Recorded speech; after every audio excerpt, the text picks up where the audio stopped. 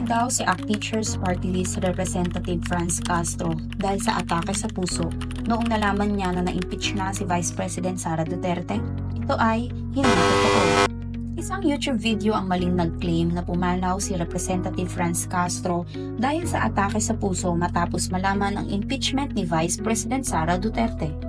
Ginamit ng video ang isang black and white na larawan ni Castro sa thumbnail upang maling ipahiwatig na siya ay pumanaw.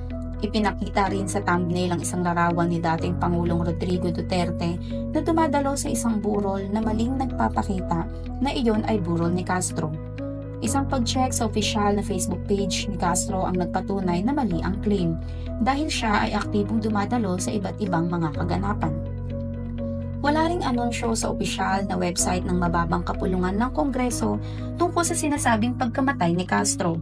Samantala, ang orihinal na larawan ni Duterte na ginamit sa thumbnail ay kuha noong 2023 noong bumisita siya sa lamay ni dating Interior Undersecretary Martin Dino. Paalala, mag-ingat at huwag magpaloko.